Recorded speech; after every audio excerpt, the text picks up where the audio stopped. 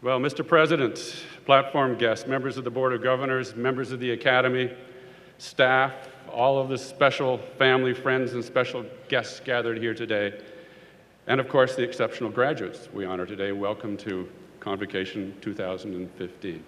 And thank you, Catherine, for the wonderful introduction. I can hardly wait to hear myself speak. That was very nicely done. And thank you, Mount Royal, for the honor of this degree. I mean, what wasn't clear from the introduction was that I have never earned a Bachelor of Education. After 45 years in the school system as a high school teacher, as an elementary school teacher, I never managed to get a Bachelor of Education. I did have some training that was offered to teachers that were adventurous enough to go into Northern Ontario and teach, but I never got a Bachelor of Education. So this is a very special moment for me in that regard. So I'm finally qualified to teach that grade 9 health class that I taught 45 years ago. Thank you very much.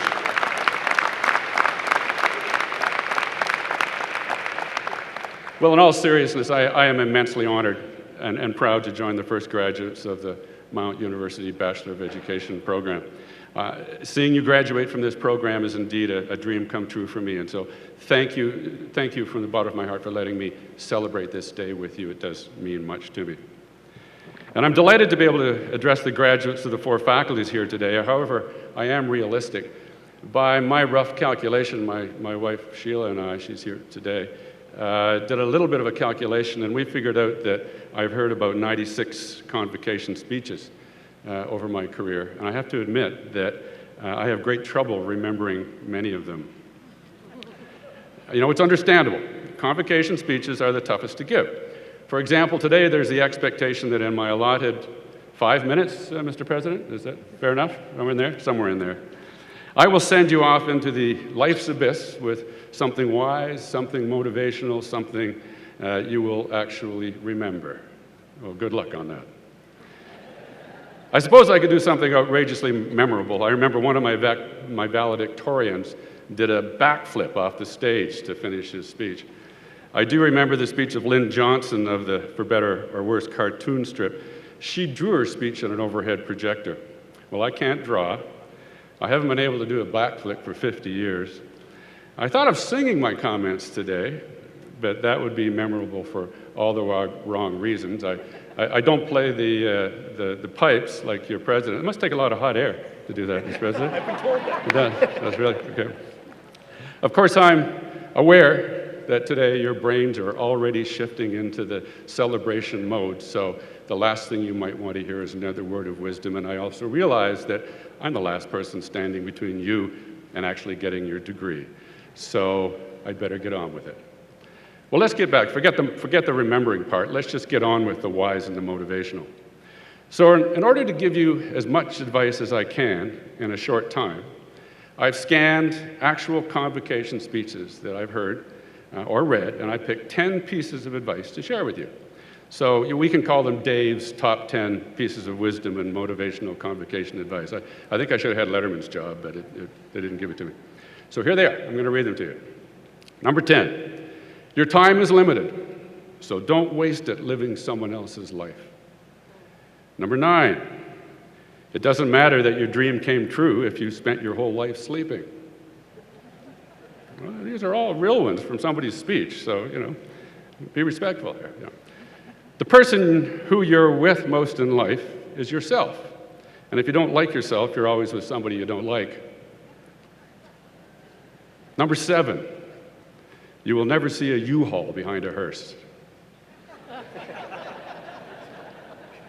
Number 6, selflessness is the best thing you can do for yourself. Number 5, when you come to a fork in the road, take it. You got to think about that for a moment, don't you? Yeah. It's a little delayed kick into that one. That's okay. Number 4, have a high threshold for frustration.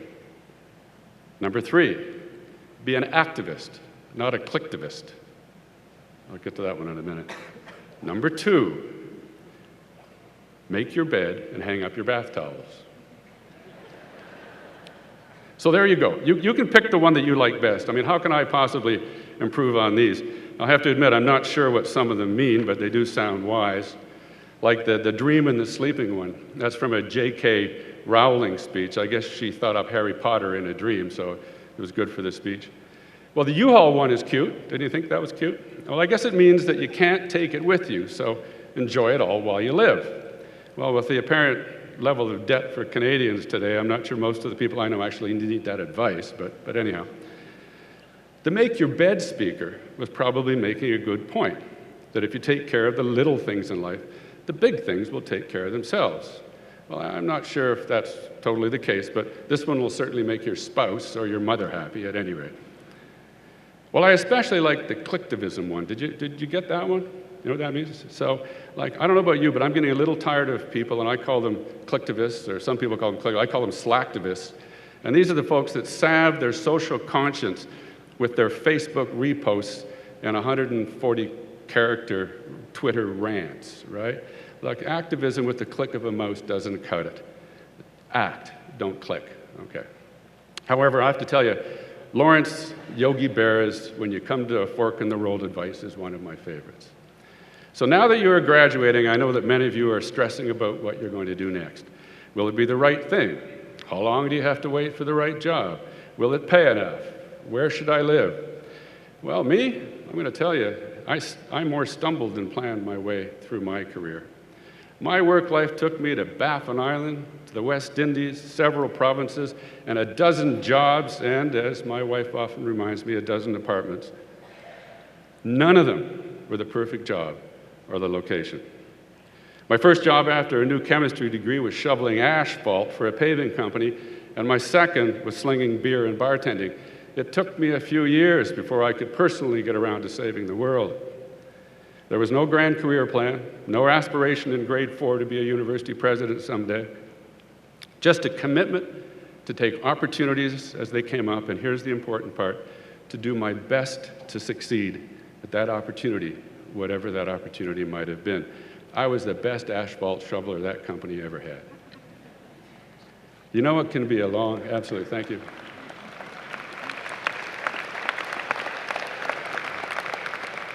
Well, it can be a long and it can be a really fun road, and it's probably going to be a little longer road than you expected to that perfect job, teaching or otherwise.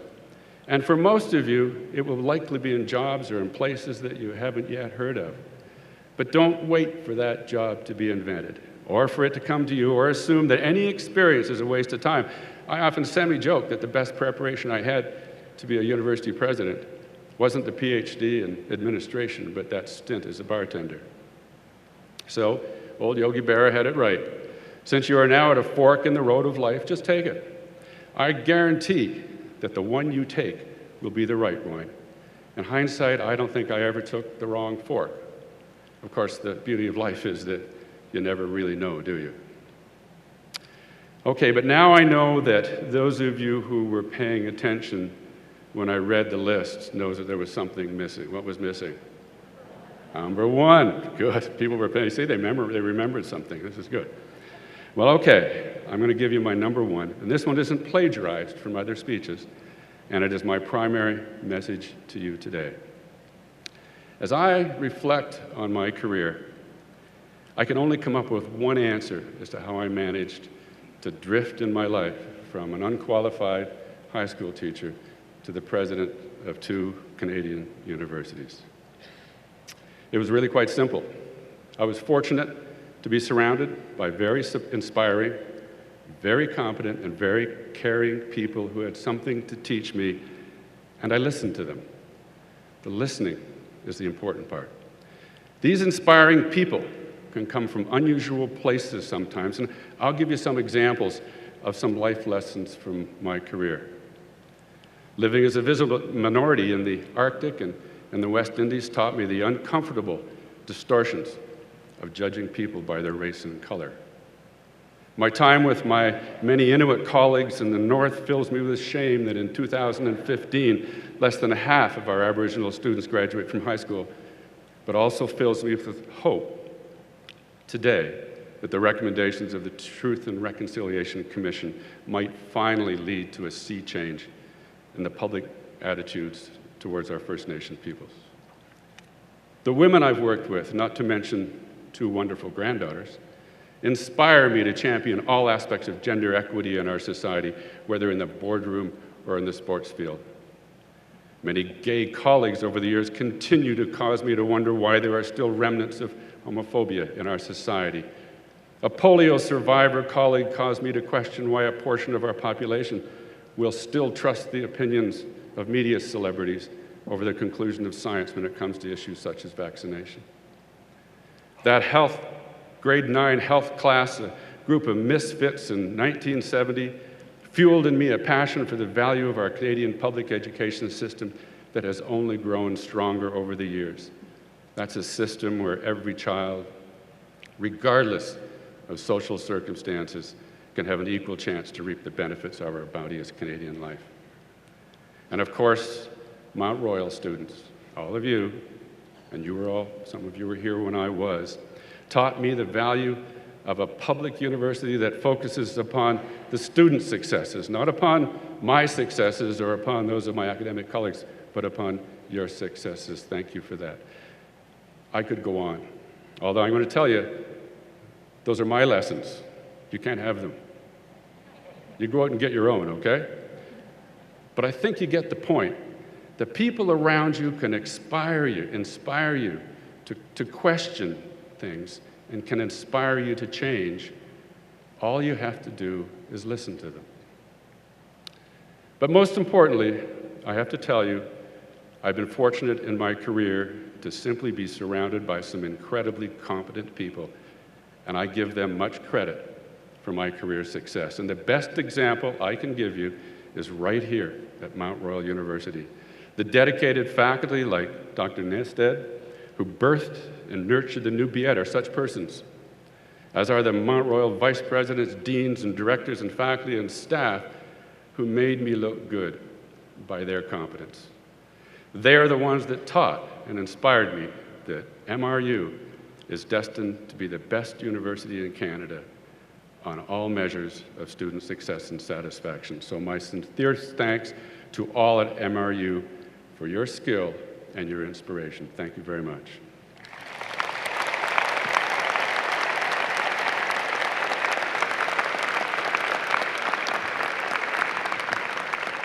So there you go. That's the #1 on Dave's top 10 list of convocation advice. Surround yourself with the best and listen to them. However, before I finish today, I would like to give you one more example. Ladies and gentlemen, my most important example of surrounding myself with the best is sitting at the back of the auditorium today. My wife and best friend Sheila has been teaching me for over 4 decades. Thank you, Sheila, you still inspire.